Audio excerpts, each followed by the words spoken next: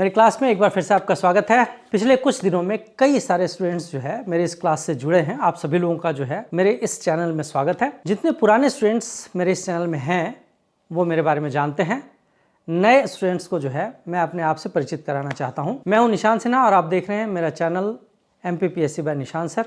इस चैनल में आपको MPPSC से रिलेटेड तमाम तरह के इन्फॉर्मेशंस, तमाम तरह के सिलेबस की सारी चीज़ें जो है मैं उपलब्ध कराने की कोशिश करता हूं। सन 2007 से ही मैं अध्यापन का कार्य करता आ रहा हूं और 2007 से लेकर अभी तक सन 2020 तक के जितने भी फाइनल रिजल्ट्स आए हैं, हर रिजल्ट में मेरे कई सारे छात्र जो है वो MPPSC में सिलेक्ट हो चुके हैं।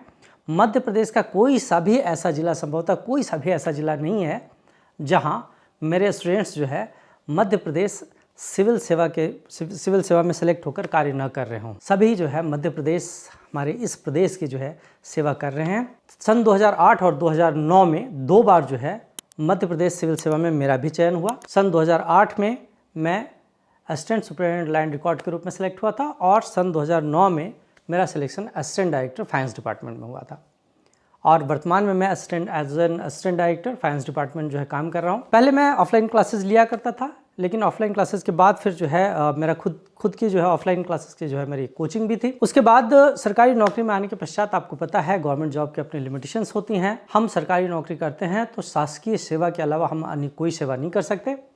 हाँ, लेकिन पढ़ाने का एक जो मेरा पैशन था उसकी वजह से मैं अपनी पढ़ाने का जो सिलसिला है इसको नहीं छोड़ पाया और तकनीक ने जो है बहुत साथ दिया। YouTube जो है एक ऐसा माध्यम जो है वो उभर कर आया जिस माध्यम से मैं अपनी इस पैशन को जो है कंटिन्यू रख पाया और वर्तमान में जो है मैं निःशुल्क कक्षाएं जो है आपको उपलब्ध कराने की कोशिश कर रहा हूं। मुझे उम्मीद है कि मेरी इस कोशिश से आप जरूर लाभान्वित होंगे। आपको किसी भी तरह का डाउट अगर MPPSC के संदर्भ में हो, चूँकि मेरा इतना लंबा अनुभव जो है MPPSC के छात्रों को जो है पढ़ने पढ़ाने का रहा है, मैं स्वयं भी जो है चयनित हुआ और कई सारे जो है दूसरे छात्र जो है वो भी मेरे मार्गदर्शन में चयनित हुए हैं। तो कहीं भी अगर आपको भी किसी भी तरह की समस्या हो, किसी भी तरह की प्रॉब्लम हो, तो आप मुझे व्हाट्सएप कर सकते हैं, आप मुझे कॉल कर सकते हैं।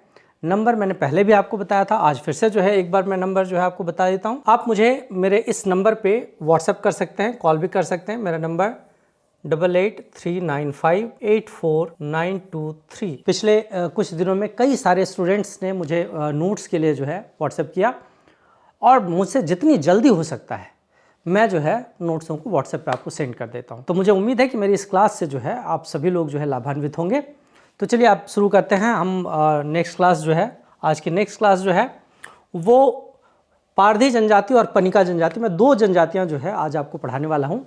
एक पारधी जनजाति और दूसरी पनिका जनजाति। सबसे पहले जो है हम लोग पारधी जनजाति की बात करेंगे। पारधी जनजाति क्या है, इसकी विशेषताएं क्या है। देखिए, पारधी जनजाति जो है, पारधी जो शब्द है ये पारध शब्द से जो है वो इसका उद्गम हुआ है, इसकी उत्पत्ति हुई है और इसका अर्थ है आखेट या शिकार करना। दरअसल आखेट या शिकार करने वाले लोगों को बहेलिया भी बोल दिया जाता है, उन्हें बहेलिया भी बोलते हैं। और बहेलिया दरअसल वो लोग होते हैं जो आमतौर पर जाल बिछाकर पशु पक्षियों को पकड़ते हैं। देखिए, बहेलिया जो होते हैं उसमें और आखेटक, इन दोनों में थोड़ा अंतर होता है। जो आखेटक लोग होते हैं वो बंदूकों से भी शिकार करते हैं, लेकिन जो बहेलिया होते हैं वो अधिकांशतः जाल का उपयोग जो है शिकार के लिए करते हैं। मध्य प्रदेश में इस तरह के जो बहेलिया जाति के लोग हैं या जो बहेलिया होते हैं, इन्हीं को जो है पारधी कहते हैं। तो ये लोग जो है पारधी के नाम से जो है यहाँ मध्य प्रदेश में जाने जाते हैं। आखेटन इन पारधियों का सबसे महत्वपूर्ण जो इनकी आजीविका का साधन है वो आखेटन है, इसीलिए ये आखेटक पारधी भी कहलाते हैं। लेकिन यहाँ पर बहुत महत्वपूर्ण चीज़ ये है कि पारधी जनजाति में महिलाओं को शिकार करने की अनुमति जो है वो नहीं दी गई है। यहाँ पर जो है आपको पारधी जनजाति के लोग जो है यहाँ आपको दिखाई देंगे और ये इस तरह से जो है कहीं तंबू बनाकर या कहीं पर जो है घर बनाकर जो है इस तरह से निवास करते हैं। यहाँ पर भी जो है आपको पारधी जनजाति के लोग जो है अपने गधों के साथ, खच्चर के साथ, बैल के साथ जो है एक से दूसरी जगह, दरअसल पारधी जनजाति के लोग जो है एक तरह से घुमंतु भी होते हैं और ये एक से दूसरी जगह जो है वो जाते भी रहते हैं। यहाँ भी जो है आपको एक पारधी परिवार जो है यहाँ पर भी दिखाई दे रहा है। यहाँ से जो है आपको कुछ पारधियों के जो है अपनी जो उपविभाग हैं उनके बारे में जो हम लोग बात करेंगे अभी आगे। देखिए, पारधी जो होते हैं वो बंदूक के स्थान पर जाल का उपयोग करते हैं। अधिकांशतः जो है पारधी लोग बंदूक का उपयोग नहीं करते, बल्कि वो जो है जाल का उपयोग शिकार के लिए करते हैं और इसके पीछे जो है उनकी अपनी धार्मिक विश्वास और मान्यताएं हैं। उनका ये मानना है कि महादेव ने उनको वन पशुओं को जाल से पकड़ने की कला सिखाई है और जाल से पकड़ने की कला सिखाकर बंदूक से पशुओं के शिकार से जो पाप होता है उससे उनको बचा लिया है। तो इसलिए जो है ये लोग अपनी ये जो धार्मिक मान्यता है कि बंदूक से शिकार करना, बंदूक से पशुओं का शिकार करना जो है पाप है, और महादेव ने जो है उनको जाल से जो है पशुओं को पकड़ने की कला सिखाई, इसीलिए जो है वो लोग जाल से पशुओं को पकड़ते हैं। हालांकि इनका एक उपभेद जो पारधी भील होते हैं वो लोग बंदूक से शिकार करते हैं, उनमें बंदूकों से शिकार करने पर जो है कोई प्रतिबंध नहीं है। अब पारधी जनजाति के जो है कई सारे उपविभाग हैं अपने आप में। सबसे पहले हम एक एक करके जो है सारे उपविभागों की बात करते हैं। सबसे पहले जो है भील पारधी की बात करते हैं। प्रश्न इनमें से जो है पूछे जा सकते हैं, इसलिए ये जो चीज़ें अभी मैं बता रहा हूँ इनके उपविभाग वो जरूर आप याद रखें, इनसे प्रश्न पूछे जा सकते हैं। ये प्रश्न पूछा जा सकता है सबसे पहले कि निम्न में से कौन से पारधी का उपविभाग जो है वो बंदूक से शिकार करते हैं, तो यही भील पारधी जो होते हैं वो बंदूक से शिकार करते हैं। ये आपको जो है यहाँ पर भील पारधी जो है वो दिखाई दे रहे हैं, ये जो है बंदूकों से शिकार करते हैं और भोपाल के समीपवर्ती क्षेत्रों में जो है पाए जाते हैं। तो ये प्रश्न भी पूछा जा सकता है कि पारधी भील जो होते हैं या भील पारधी जो होते हैं वो कहाँ पाए जाते हैं, तो भोपाल के समीपवर्ती क्षेत्रों में जो है ये पाए जाते हैं। दूसरे प्रकार के जो भील हैं वो हैं चीता पारधी के नाम से जो है इनको जाना जाता है। चीता पारधी दरअसल जो है वो चीतों को पकड़ने में जो है माहिर होते हैं। होता क्या है कि ये लोग जो है चीतों को बच्चे में, मतलब जब चीते जो है शैशव अवस्था में होते हैं उसी समय इन्हें पकड़ते हैं और इनको जो है ट्रेनिंग देने का काम करते हैं। काम करते हैं या पकड़ते हैं नहीं, बल्कि पकड़ते थे और काम करते थे। ठीक है, ये क्यों? इसलिए क्योंकि चीता जो है वो आज की डेट में तो भारत में विलुप्त हो चुका है। सन 1952 में ही भारत सरकार ने जो है चीतों को विलुप्त प्रजाति घोषित कर दिया था, एक्सटिंक्ट घोषित कर दिया था, और उसके बाद से जो है भारत में एक भी चीता नहीं बचा था।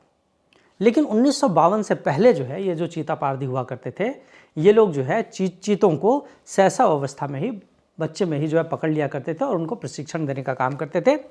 दरअसल उस समय जो है ये जो चीता पारधी होते थे वो मुगल बादशाहों के दरबार में जो है उनको रखा जाता था, उनकी सेवाएं ली जाती थी, और उनकी सेवाएं इसलिए ली जाती थी ताकि वो जो है चीतों को प्रशिक्षित कर सके।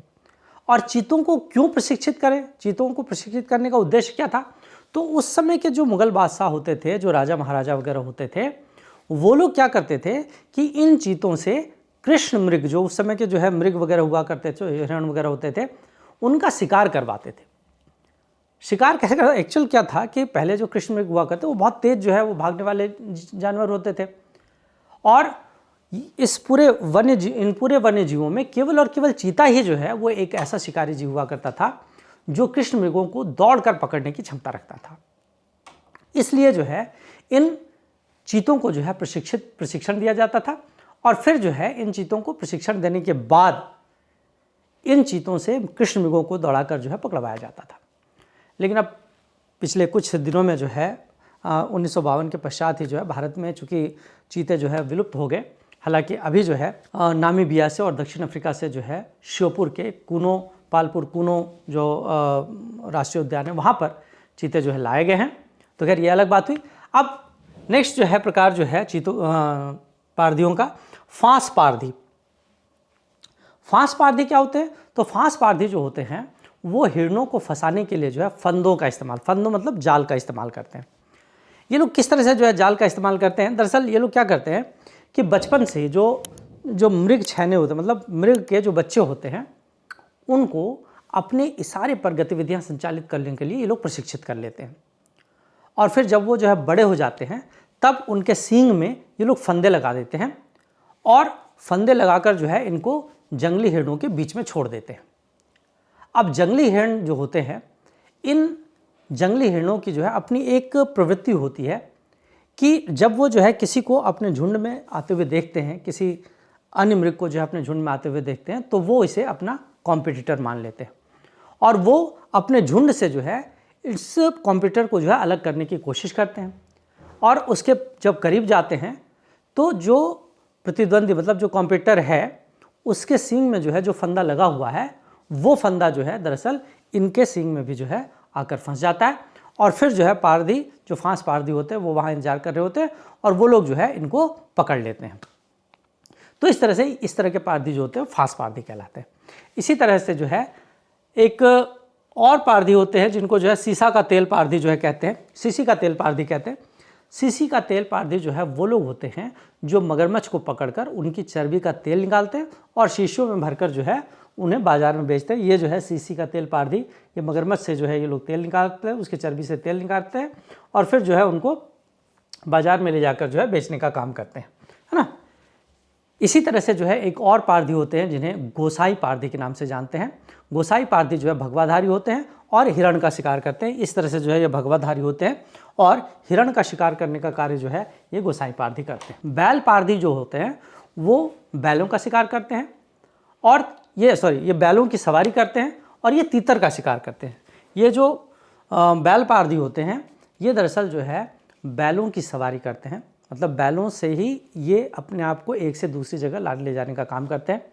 बैलों की सवारी के लिए जो है ये लोग बैलों को बचपन से ही प्रशिक्षित करते हैं और तीतर का शिकार करने का ये लोग काम करते हैं। बैलों को ही जो है ये अपनी एक तरह से सवारी बना लेते हैं और बैलों को इस तरह से प्रशिक्षित करते हैं कि बैल जो होते हैं वो उनके इशारों पर जो है वो चलते हैं। इसके बाद बंदर वाला पारधी। बंदर वाला पारधी दरअसल जो है बंदर को नचाने वाले पारधी होते हैं।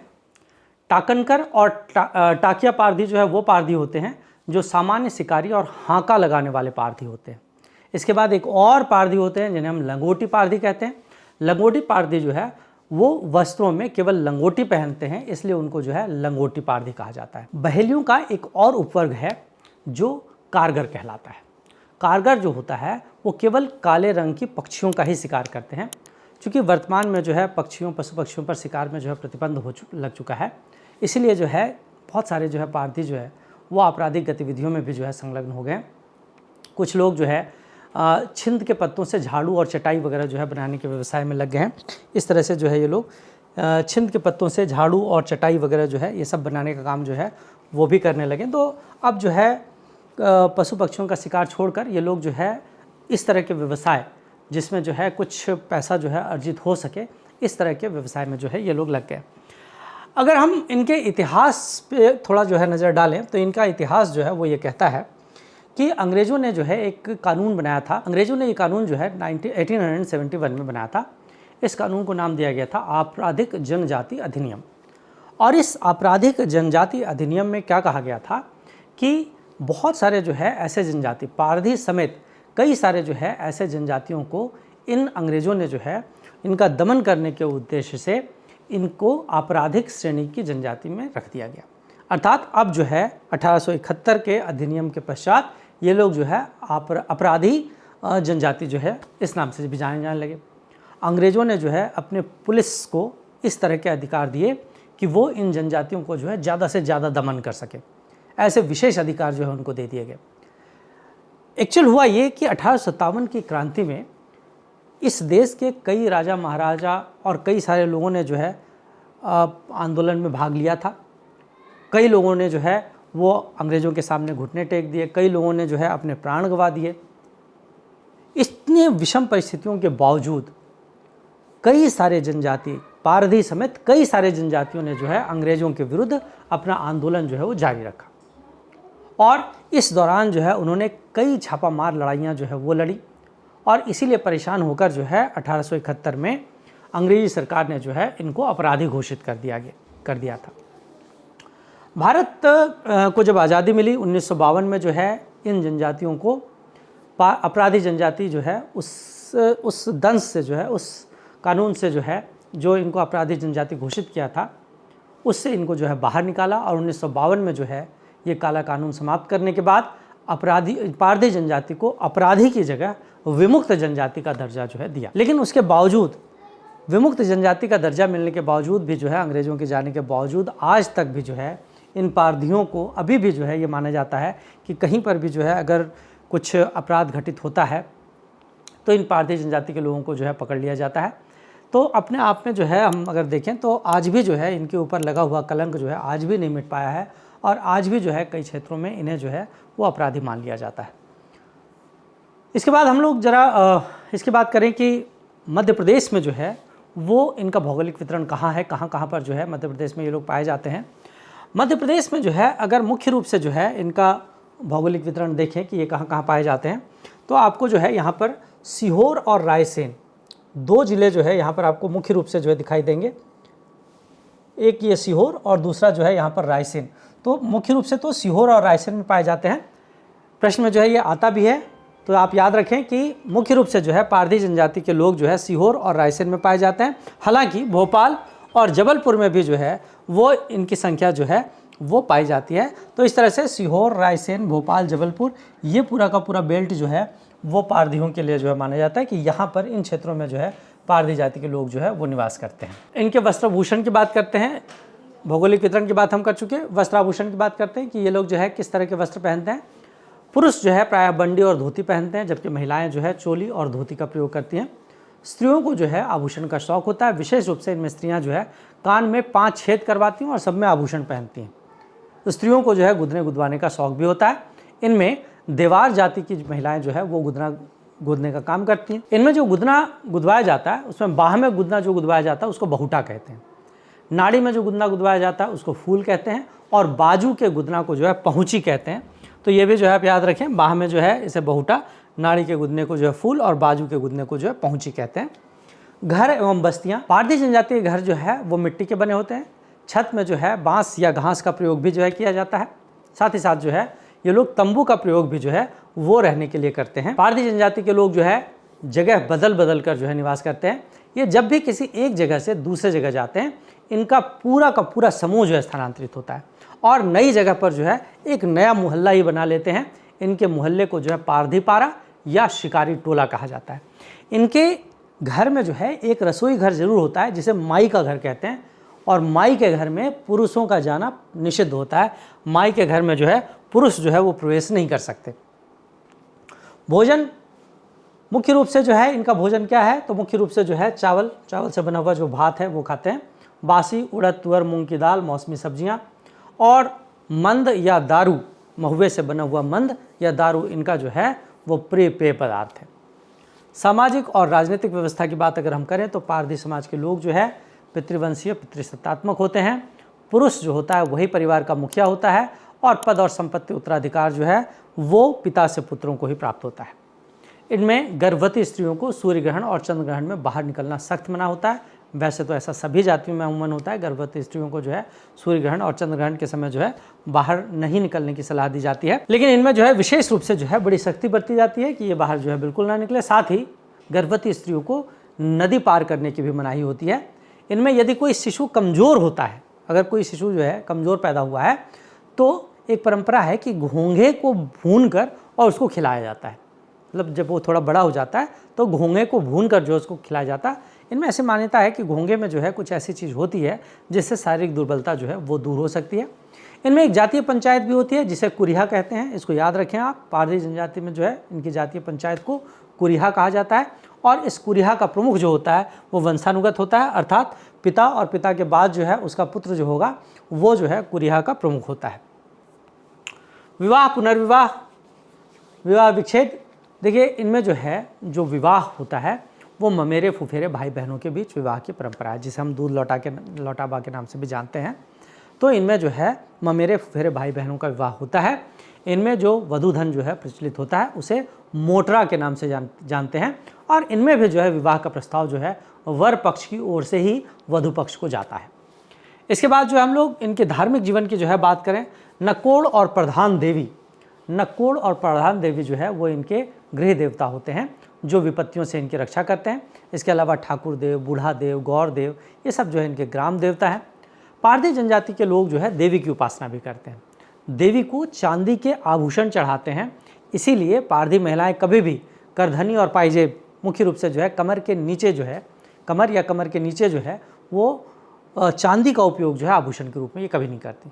ये प्रश्न जो है पूछा जा सकता है कि निम्न में किस जाति के स्त्रियों में चांदी का उपयोग जो है करधनी या पायजेब के रूप में या कमर से नीचे जो है वो आभूषण के रूप में जो है नहीं की जाती है। तो ये जो है पारधी जनजाति हैं, इनमें जो है स्त्रियां जो होती हैं वो चांदी के आभूषणों का प्रयोग जो है इस तरह से नहीं करती हैं। लंगोटी पारधी जो होते हैं वो चांदी के देवी की प्रतिमा रखते हैं और इसीलिए लंगोटी पारधी की महिलाओं में विशेष रूप से जो है कमर से नीचे जो है चांदी के आभूषण जो है वो धारण करने पर पूर्णतः प्रतिबंध है। इनकी दरअसल मान्यता ये है कि अगर हम ऐसा करेंगे तो हम एक तरह से जो है देवी की बराबरी करने की कोशिश कर रहे हैं, और इसीलिए हम चूँकि देवी की बराबरी तो कर नहीं सकते, इसीलिए जो है इस तरह से चांदी के आभूषण जो है वो हम कमर या कमर के नीचे जो है ना पहने। तो खैर ये जो है इनके धार्मिक जीवन के बारे में बात हुई। धार्मिक जीवन के बाद जो है हम मृत्यु संस्कार की बात करते हैं। पारधी जनजाति में जो है वो किसी भी व्यक्ति की मृत्यु होने पर जलाने और दफनाने दोनों तरह के जो है संस्कार होते हैं। मतलब इनमें पारधी जनजातियों में मृत व्यक्ति को जलाने की भी परंपरा है और दफनाने की भी परंपरा है। यदि किसी मृत व्यक्ति को दफनाया जाता है तो इनमें ये मान्यता होती है कि मृतक व्यक्ति जो है वो जहाँ इसको दफनाया गया है वहाँ से बाहर भी निकल सकता है। वो दरअसल इनमें जो है वो व्यक्ति के मृत हो जाने के पश्चात जो है भूत प्रेत आत्मा इन सब चीज़ों का विश्वास अंधविश्वास इनमें बहुत ज़्यादा है, और इसीलिए इनकी मान्यता है कि यदि जो है हम किसी मृत व्यक्ति को जो है दफनाते हैं तो वो भूत बनकर जो है बाहर भी निकल सकता है। तो वो मृतात्मा जो है कब्र से बाहर निकल कर न भटके, भूत के रूप में जो है न भटके, इसलिए जो है वो क्या करते हैं तो उसकी कब्र पर जो है एक पौधा होता है जिसे मोखला कांटा कहते हैं, मोखला कांटे की टहनियाँ गाड़ देते हैं। इनमें ऐसी मान्यता है कि अगर मोखला कांटे की टहनी अगर हम गाड़ देते हैं तो वो जो भूत है वो उससे जो है निकल नहीं पाएगा और उन कांटों में ही जो है वो उलझ कर रह जाएगा। तो एक प्रतीकात्मक रूप में जो है ये मोखले कांटे की टहनी जो है उस कब्र पर गाड़ देते हैं। पर्व त्यौहार की बात करें तो इनमें जावरी नवाखाई कई तरह के जो है पर्व त्यौहार मनाते हैं ये लोग। हिंदू पर्व त्यौहार भी जो है आजकल तो जो है चूँकि सभी समाजों से संपर्क के कारण जो है हिंदू पर्व त्यौहार वगैरह भी जो है ये लोग मनाने लगे हैं। तो इस तरह से जो है ये सारी बातें जो है वो पारधी जनजाति के बारे में थी। पारधी जनजाति जो है मध्य प्रदेश में एक छोटी जनजाति है, इसलिए जो है इसके बारे में जो है बहुत ज़्यादा जो है हमें नहीं पढ़ना है। कुछ चीज़ें लेकिन जो पूछी जा सकती हैं, जो चीज़ें पूछी जा सकती हैं वो मैंने जो है आपको बता दिया। अब हम पनिका जनजाति के बारे में बात करते हैं कि पनिका जनजाति जो है वो क्या है और उनकी विशेषताएं क्या है। पनिका जनजाति जो है मध्य प्रदेश में पाई जाने वाली एक छोटी जनजाति है। बहुत ज़्यादा जो है जनसंख्या यहाँ मध्य प्रदेश में जो है पनिका जनजाति की नहीं है। पनिका जनजाति दरअसल जो है ये भी एक द्रविड़ वर्ग की जनजाति मानी जाती है, जिनको पनिका या पारीक या पंक या पनिकर के नाम से भी जाना जाता है। और ये समुदाय जो है वो अपनी ईमानदारी, प्रतिबद्धता और बहादुरी के लिए जाना जाता है। पनिका समुदाय के लोग जो है दरअसल सूत काटने का काम करते हैं, कपड़े बुनने का काम करते हैं विशेष रूप से। यहाँ पर आपको जो है सूत काटते हुए जो है महिला दिखाई देगी। हाँ, तो मुख्य रूप से जो है इनका काम जो है सूत काटने का या कपड़े बुनने वगैरह का काम होता है। तो ये बुनकर भी कहलाते हैं एक तरह से। दरअसल जब इनकी उत्पत्ति या इनके इतिहास के बारे में जो हम बात करते हैं तो पनिका या परिका समुदाय की मान्यता है कि संत कबीर का जन्म जो है वो जल में हुआ था, ऐसा माना जाता है। और ये कहा जाता है कि उनका जो लालन पालन था, मतलब उनकी माँ जो थी उन्होंने जो है उनको जन्म देने के बाद एक टोकरे में जो है रखकर उनको पानी में जो है एक तालाब में डाल दिया था, लहर तालाब कहते हैं, उस तालाब में डाल दिया था। और कहते हैं कि नीमा और नीरू नाम के जुलाहों ने, मतलब एक फैमिली थी जिनमें नीमा और नीरू जो है पति पत्नी थे, और उन लोगों ने जो है इनका लालन पालन किया था, इनका पालन पोषण किया था। दरअसल वही जो है वो नीमा और नीरू जो थे उनमें वही लोग जो है दरअसल वो जुलाहे थे। और जो ये लोग जो है पनिका जाति से जो है बिलोंग करते थे ये लोग, इसलिए आगे चलकर जो है इनके पूरे वंशज जो है पनिका कहलाए। और यही कारण रहा कि चूँकि जो है कबीर जो थे, संत कबीर जो थे, वो अपने आप में जो है वो इतिहास पुरुष हुए, इसलिए इनके वंशज जो पनिका जो थे वो अधिकांशतः जो है सारे के सारे जो है कबीरपंथी हो गए। तो अधिकांश लोग जो है इनमें, इस जनजाति के अधिकांश लोग जो है वो कबीरपंथी हो गए, अर्थात कबीर को जो है मानने वाले हो गए। और ये लोग जो है स्वयं को कबीरहा कहते हैं। हालांकि इनमें जो है एक दूसरा समुदाय भी होता है और वो अपने आप को जो है कबीरहा से पृथक मानता है। वो अपने आप को जो है शक्ति पनिहा जो है वो कहलाना पसंद करता है। शक्ति पनिका और कबीरहा पनिका, इन दोनों के बीच वैवाहिक संबंध नहीं होते। कबीरहा पनिका जो होते हैं वो निर्गुण ब्रह्म को मानते हैं, इसीलिए वे और दूसरे देवी देवताओं की जो है पूजा वगैरह नहीं करते। चूँकि वो कबीरपंथी हैं इसीलिए जो है मांस मदिरे का सेवन नहीं करते हैं। इनका एक वर्ग जो है वो बुनकर का काम करता है। मैंने कहा आपको कि जो है कपड़े वगैरह सिलाई करने का काम करता है, बुनने का काम करता है। कुछ लोग, हालांकि इनमें जो है खेतीहर मजदूर, कुछ लोग जो है कृषि कार्यों में भी जो है संलग्न है।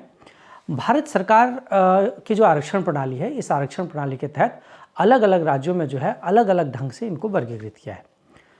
वर्ष 1949 में भारत सरकार ने इस पूरे समुदाय को अनुसूचित जनजाति के रूप में सूचीबद्ध किया था। तो ये पूछा जा सकता है आपसे कि पनिका जनजाति के लोगों को जो है अनुसूचित जनजाति के रूप में कब सूचीबद्ध किया गया था? तो 1949 में सूचीबद्ध किया गया था।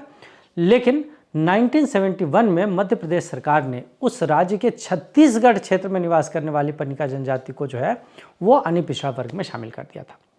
तो इस तरह से जब 1971 में छत्तीसगढ़ में जो पनिका समुदाय के लोग रह रहे थे, उन लोगों को जो है ओबीसी में शामिल कर दिया।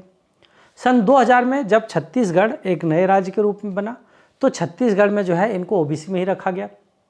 इस समुदाय के लोग अपने आप को अनुसूचित जनजाति में ही फिर से जो है वो शामिल करवाने की बात कह रहे हैं, और वो लोग कह रहे हैं कि भाई हमें जो है अनुसूचित जनजाति का दर्जा जो है वो दिया जाए।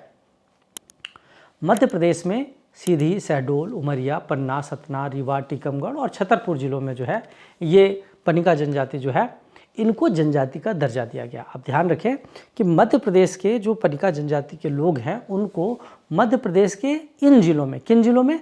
तो सीधी, मध्य प्रदेश में सीधी, शहडोल, उमरिया, पन्ना, सतना, रीवा, टीकमगढ़ और छतरपुर, इन जिलों में जो है इन्हें अनुसूचित जनजाति का दर्जा दिया गया है। जबकि अन्य जिले जो है, मध्य प्रदेश के अन्य जिले जो हैं, उन जिलों में जो है इन्हें ओबीसी के रूप में, अनिपिछड़े वर्ग के रूप में जो है वर्गीकृत किया गया है। तो ये भी जो है यहाँ पर एक इम्पॉर्टेंट चीज़ जो है बन जाती है कि ये जो ज़िले हैं, इन ज़िलों में ये लोग अनुसूचित जनजाति के रूप में सूचीबद्ध हैं, जबकि अन्य ज़िलों में जो है इनको ओबीसी का दर्जा दिया गया है। ये जो एक बड़ी कॉम्प्लेक्स सी जो है जो रिजर्वेशन सिस्टम है, इस रिजर्वेशन सिस्टम का असर जो है वो शादी ब्याह पर भी पड़ा हुआ है। कैसे कि छत्तीसगढ़ और मध्य प्रदेश में बसे हुए परिवारों के बीच जो है वो शादियाँ जो है होती हैं। 1971 में जो है छत्तीसगढ़ वाले जो पनिका जनजाति के लोग थे उनको तो ओबीसी का दर्जा दिया गया, और मध्य प्रदेश के इन जिलों में जो है इनको अनुसूचित जनजाति का दर्जा दिया गया है। अब अगर कोई महिला जो है, कोई लड़की जो है शादी के बाद छत्तीसगढ़ जाती है, तो उसके यहाँ मध्य प्रदेश में जब वो थी तो वो जनजाति थी, अनुसूचित जनजाति थी। लेकिन अगर वो शादी करके छत्तीसगढ़ चली जाती है तो उसको अपने अनुसूचित जनजाति होने का दर्जा खोना पड़ता है। जबकि यदि कोई मध्य प्रदेश का कोई लड़का, विशेष रूप से जो है इन जिलों का कोई लड़का जो है वो छत्तीसगढ़ की लड़की से विवाह करता है, तो उस लड़की को जो पहले छत्तीसगढ़ में ओबीसी के रूप में जो है जिसे मान्यता प्राप्त थी, वो लड़की जो है शादी के बाद जो है उसको अनुसूचित जनजाति के रूप में जो है मान्यता प्राप्त हो जाती है। तो ये एक अजीब सा जो है कॉम्प्लेक्स सा जो है वो रिजर्वेशन सिस्टम जो है वो इनका हो गया है। खैर, यहाँ पर जो है अब हम लोग पनिका जनजाति जो है इनके भौगोलिक वितरण की अगर बात करें तो मूल रूप से जो है ये तो छत्तीसगढ़ की जनजाति है, लेकिन फिर भी यहाँ मध्य प्रदेश में कम जनसंख्या में ही सही, लेकिन मध्य प्रदेश में ये लोग पाए जाते हैं। सीधी, शहडोल, उमरिया, पन्ना, सतना, रीवा, छतरपुर, टीकमगढ़, इन जिलों में जो है वो इनका निवास जो है माना जाता है। विशेष रूप से अगर आप देखें तो ये जो ज़िले हैं, इन ज़िलों में जो है मैंने अभी आपको बताया था कि इन ज़िलों में इस समुदाय को जो है अनुसूचित जनजाति का दर्जा जो है प्राप्त है। ठीक है, तो यहाँ पर जो पूरा का पूरा जो ईस्ट का बेल्ट है यहाँ, है ना, पूर्व का जो पूरा का पूरा जो ये इलाका है, इन इलाकों में यहाँ से अगर हम देखें तो इधर टीकमगढ़, छतरपुर, पन्ना, सतना, रीवा, सीधी, उमरिया, कटनी, शहडोल, अनूपपुर, है ना, सिंगरौली, ये पूरा का पूरा क्षेत्र जो है पनिका जनजाति के लिए जो है माना जाता है, और इन क्षेत्रों में ही पनिका जनजाति को जो है अनुसूचित जनजाति का दर्जा जो है वो दिया गया है। तो अपने आप में जो है अनुसूचित जनजाति का दर्जा जो है इन क्षेत्रों में जो है इस समुदाय को जो है प्राप्त है। अब पनिका जनजाति जो है इसके लिए कहा जाता है कि गोत्र की बात अगर करें तो पनिका जनजाति जो है वो अलग अलग कई सारे गोत्रों में विभक्त है, जिन्हें इस जनजाति में कुर कहा जाता है। मतलब इनमें जो गोत्र होता है उसे कुर कहते हैं। तो ये प्रश्न जो है वो पूछा जा सकता है, ध्यान रखें कि इनमें से किस जनजाति में गोत्र को कुर कहते हैं।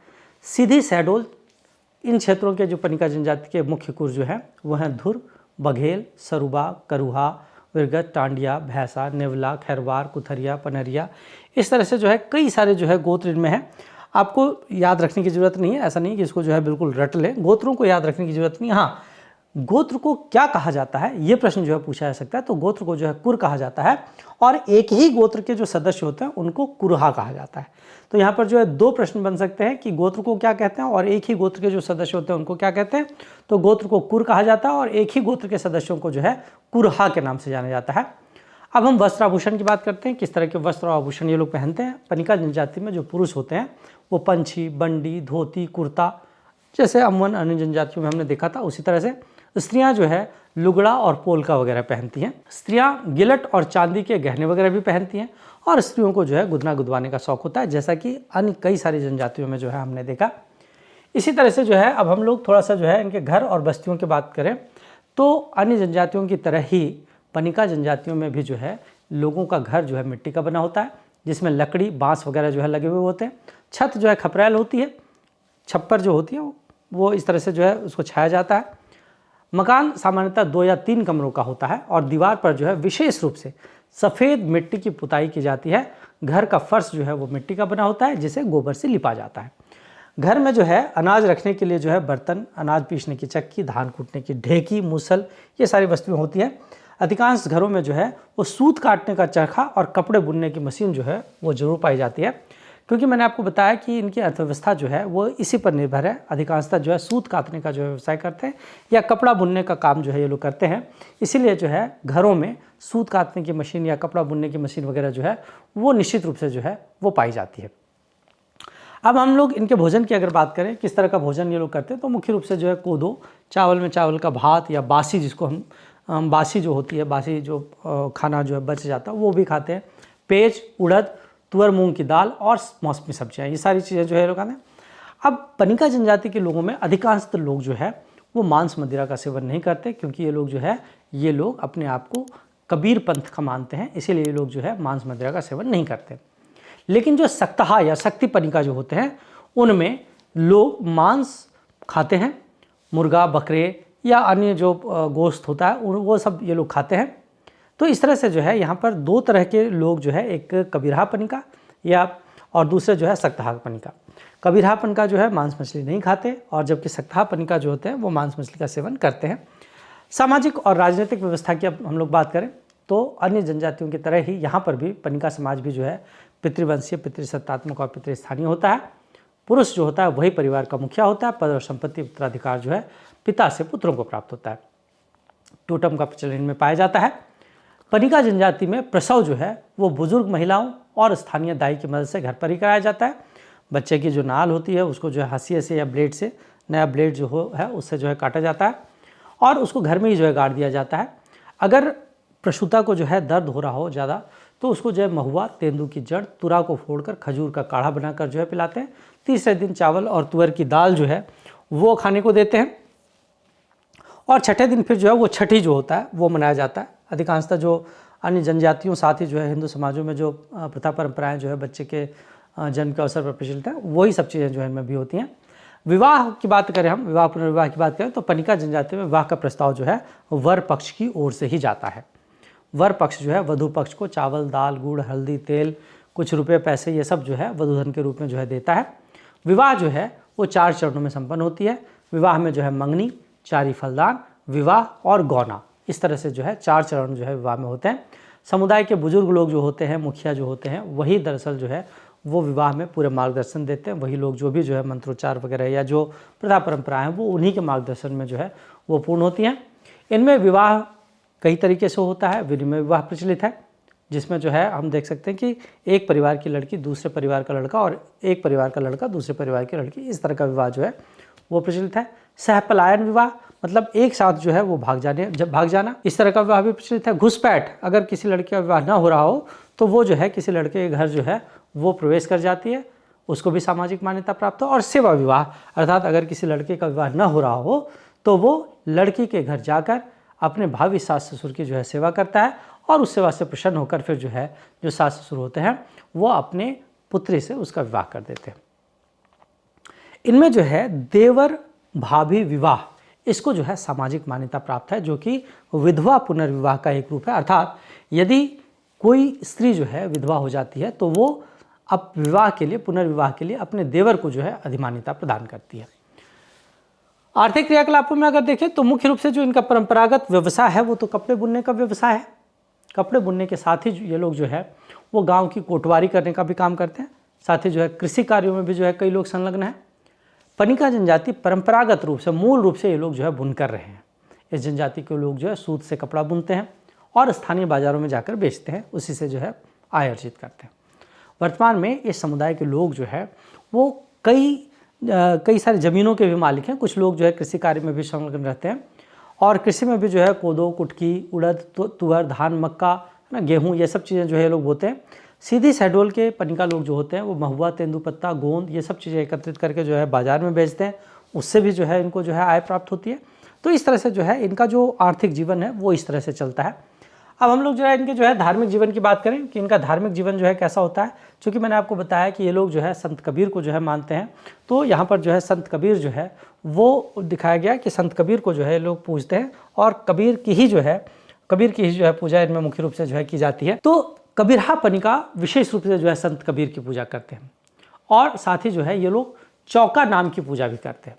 कबीरहा पनिका के धर्मगुरु जो होते हैं इनको महंत कहा जाता है, जो पीढ़ी दर पीढ़ी अर्थात परंपरागत रूप से जो है गद्दी संभालते हैं। अर्थात पिता की मृत्यु के बाद जो है पुत्र जो है वो गद्दी संभालता है, उसके बाद उनका पुत्र जो है गद्दी संभालता है। ये लोग कबीर दास के प्रति जो है श्रद्धा अर्पित करने के लिए अपनी जो श्रद्धा है वो अर्पित करने के लिए माघ, फागुन और कार्तिक की पूर्णिमा को उपवास भी रखते हैं। अपने किसी भी धार्मिक समारोह में किसी ब्राह्मण को नियुक्त नहीं करते, जैसा संत कबीर जो है वो कहते थे।